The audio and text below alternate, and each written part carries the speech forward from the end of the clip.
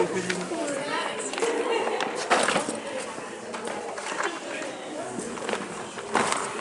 are you going to tell me at the end? You? No.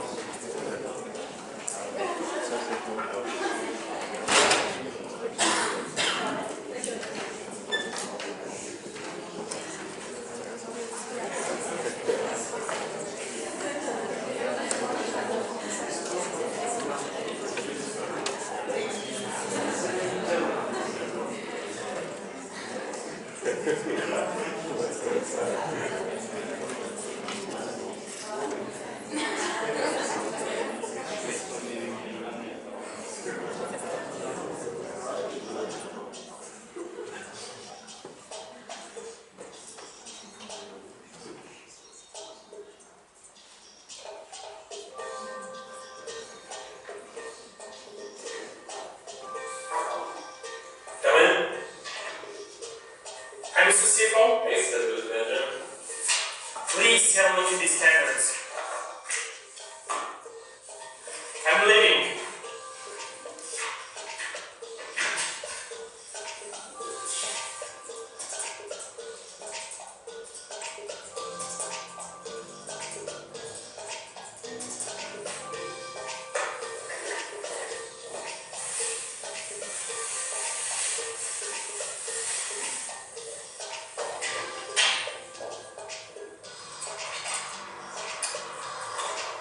CFO, the stocks are going down. Why? No one thing's not implementing CSR. Okay, I think the agenda.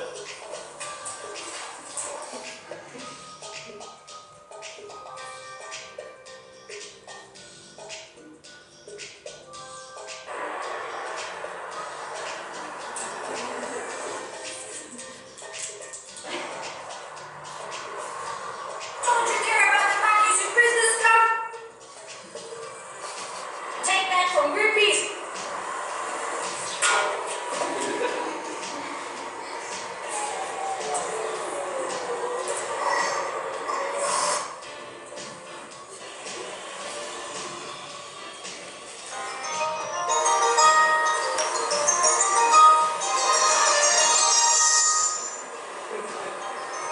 Hey, production manager. Hey, CFO. We need to find a sustainable way to produce. It's really important. Understood. There's a lecture about CSR at university today. I'll go check it out. Is that how that's going on?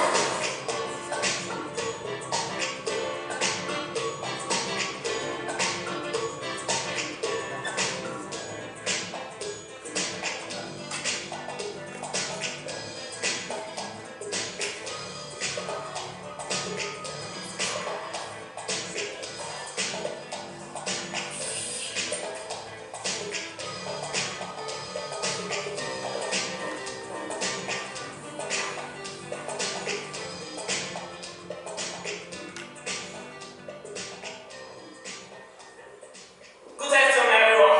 Thanks for coming. Our topic today is corporate social responsibility. I know you'll be really excited about this. So ladies, gentlemen, let's get started.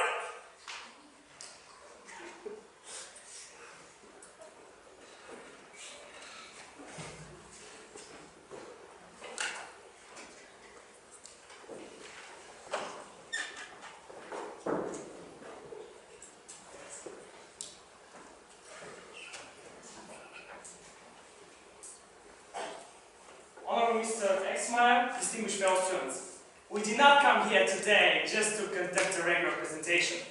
We came here today because, as managers of tomorrow, you are namely the one who has to consider corporate social responsibility in your future business operations.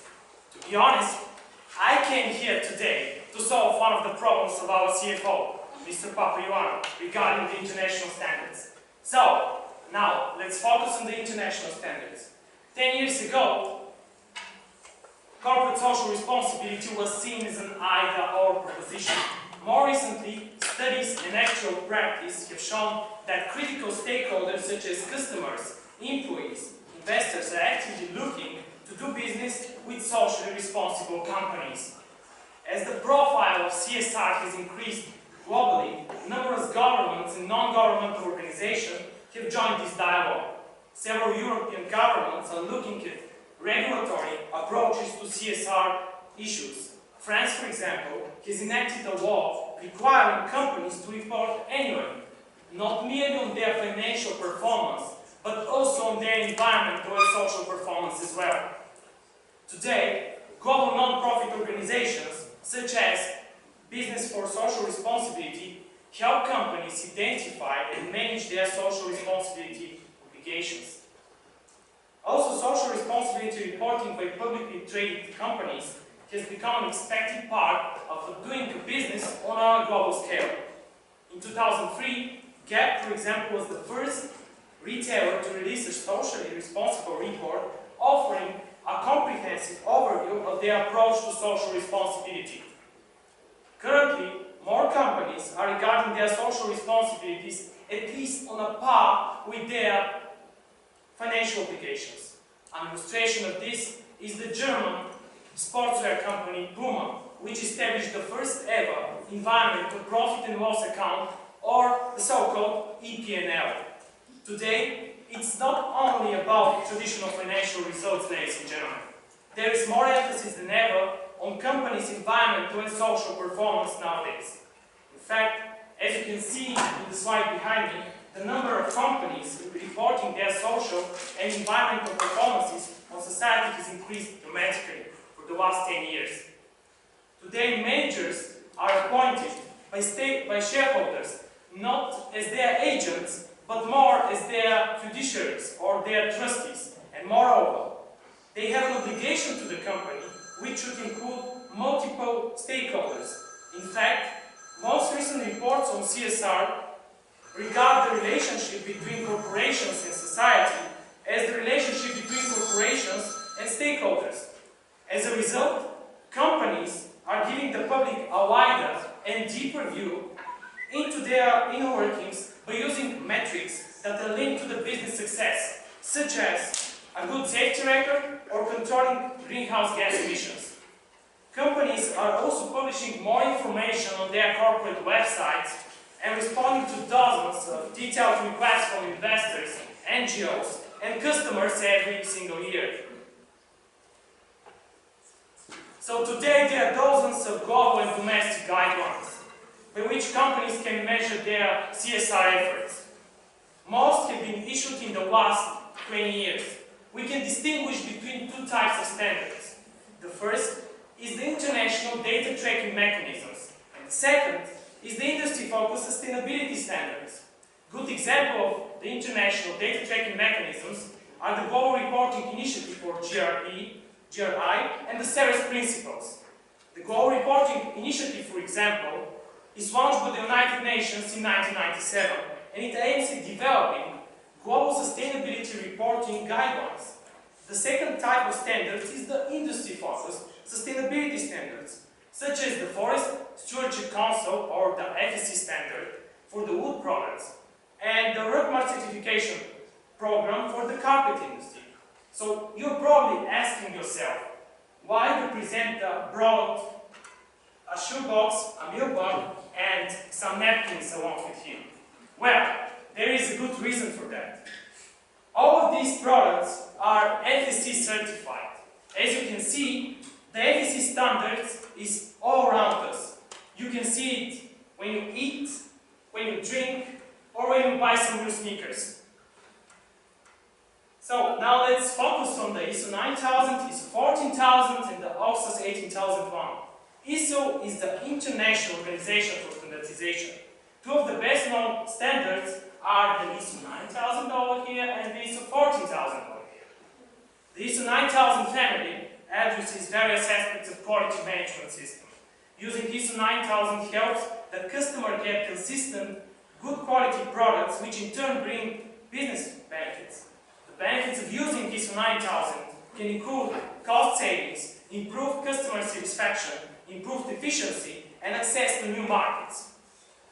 According to empirical studies conducted among companies in Malaysia, Spain, France, and Denmark, ISO 9000 registered companies outperform the non-registered ones.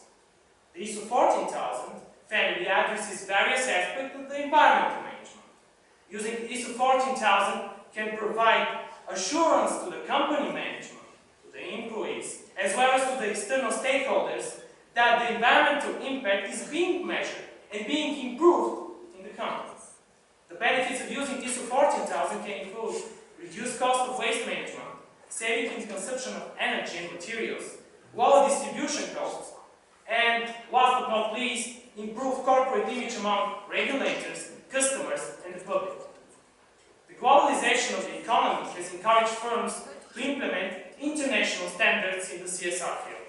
And today, a wide range of companies possess quality management standards such as ISO 9000 or environmental management certificates such as ISO 40000. Following this trend, the organization has, from diverse countries, have begun to implement OSA's 18001 standard over here, in pursuit of a health and safety management certificate. Using OSA's 18001 allows the organization to consistently identify and control its health and safety risks, reduce the potential for accidents, aid legislative compliance, and last but not least, to improve overall management performance. For all this, implementing OSA's 80001 standard has competitive and strategic implications. Nevertheless, implementing the OSA's 18001 certificate is not enough. Only if firm has a committed management and employees, they can use OSA's 18001 to manage their production processing more efficiently and to try to achieve zero accidents. Various authors stress the benefits of implementing the OSA's 18001 together with ISO 9000, the quality management, and ISO 14000, the environmental management, at once. The implementation of these three standards has been an important activity for many organizations and become a widespread practice all around the world. So far, this management system has received major attention within organizations to create competitive advantages and to contribute to a sustainable development. Hence, an integrated management system, or IMS, is being advocated. In a survey conducted in China, for example, it was revealed that the main motivation for implementing an IMS system among the Chinese companies were to satisfy the customer requirements, to respond to government's appeal, and last but not least, to cope with the stress of the competitors. The significant benefits achieved were simplified certification process, decreased management costs, and decreased paperwork. So now, I'm going to be passing on to David, who is going to tell you more about the external and internal driving forces. Thank you very much. Thank you, Tony. So, moving on here, internal and external driving forces. This image here, does it mean anything to anyone? Anyone ever seen this, heard of this? Any insight into this? Astrid? Yeah, well, there's a spot from Greenpeace on YouTube where you can see a guy sitting in the office and starting to eat a Kit Kat. Yeah, exactly like that. When he's opening it, Very good. when he's opening it, it's not a chocolate finger, Yep. but it's a finger of the orangutan, and therefore they want to like bring it out that it's not chocolate pieces, but the essence of orangutans. Because, yeah, I think that's maybe better. Right along this line. This was a video that Greenpeace created after they found out that a palm oil supplier for Nestle, the maker of Kit Kat, was cutting down forests, which were orangutan habitats, and consequently killing some of them. Therefore, they published this video on YouTube, and it made its way across the internet. Of course, Nestle is not happy about this. They contact Google, they get taken off YouTube, but it's too late.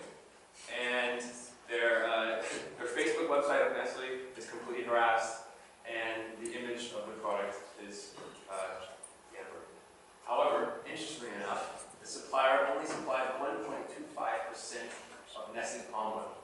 So it shows how such a little supplier can have such a huge impact on the company and their image.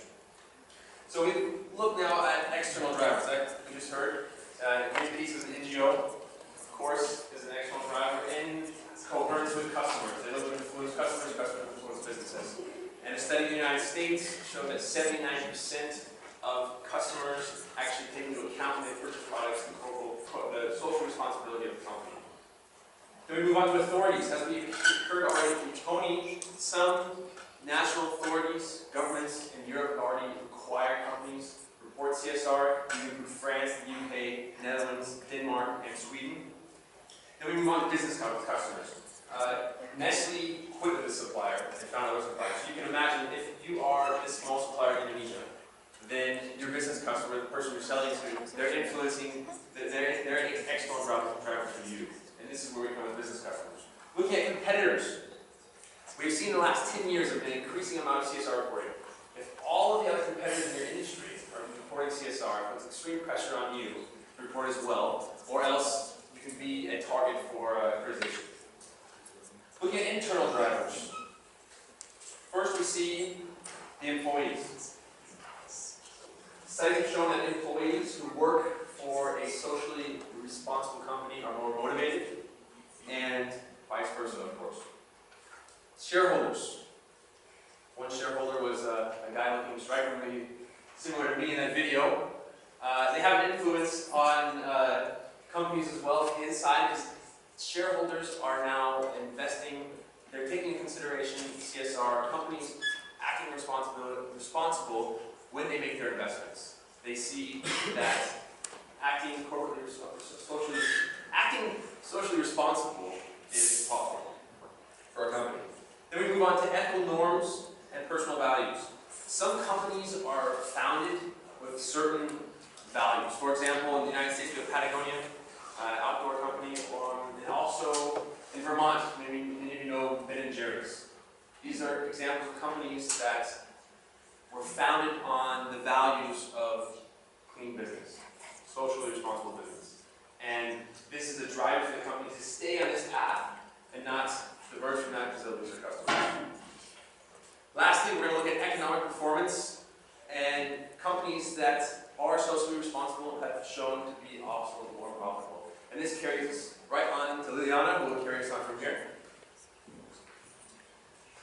So now we're coming to the topic of advantages and disadvantages of CSR in terms of operations. First, some small definitions. I know everybody's coming with advantages and disadvantages in terms, but I think that everybody knows that there are slightly differences in different kinds of advantages and disadvantages. The base for the following distinction is the resource-based view of a firm. So it's an internal analysis, and it's describing the strategic importance of resources. The acronym BRIO standing for the criteria that is describing the strategic importance of resources. V standing for valuable, so we have to have valuable resources to have a strategic importance. They should be rare, they should be not imitable, and they should be organized to be exploited. So please keep in mind for the next distinction. Strategic disadvantage is the first kind of disadvantage. It's one of the most worst, we can say. Because it's not valuable, it's not rare, it's easy to imitate, and it's not organized to be exploited. So you should take the resources better somewhere else. Strategic necessity, it is valuable, but it's not rare. Because you simply have to do it, everybody has to do it, because the customer requires it, or it is a social conformity. Temporary strategic advantage is another kind of advantages.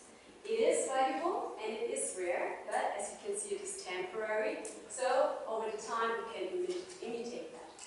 So you have to focus on the first mover advantage that you gain from that temporary strategic advantage.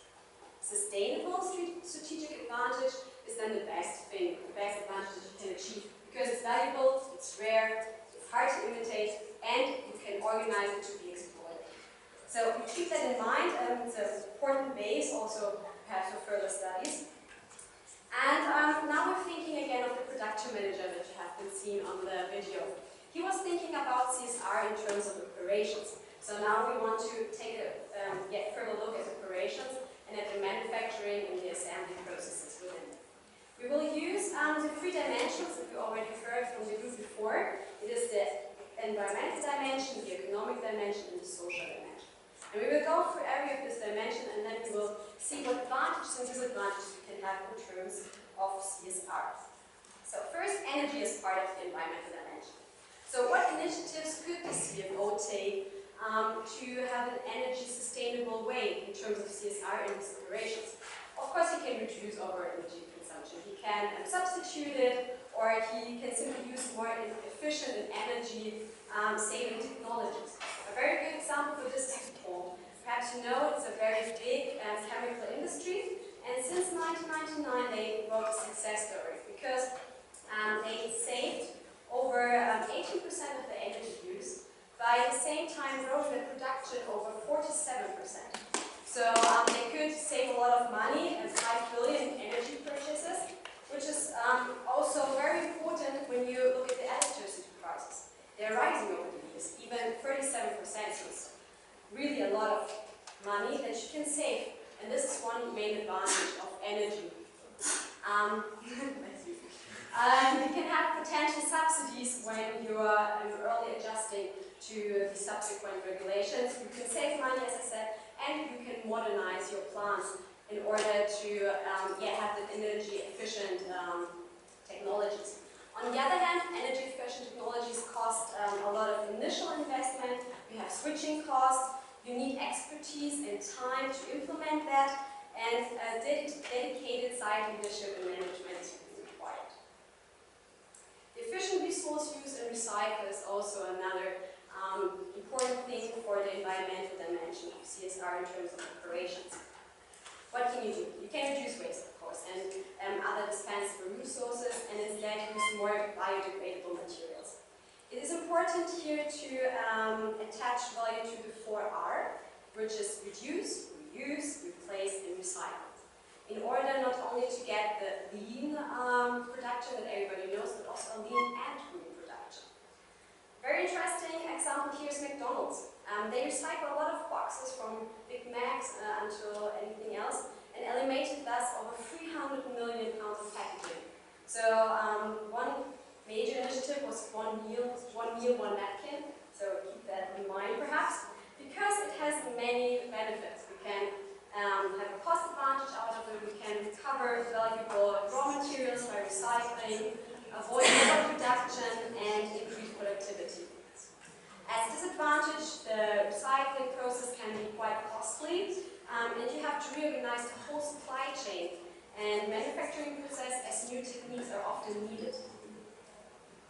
Coming to the economic dimension of CSR, we're looking at supply chain management. Careful monitoring and commitment of suppliers is here very important. So we have now the move from lean operations to lean consumption. I think everybody's knowing Sainsbury's. They're having a very big approach to localization, so to use more local supplies as well as to source from certified suppliers, as we have seen from Tony with having international standards.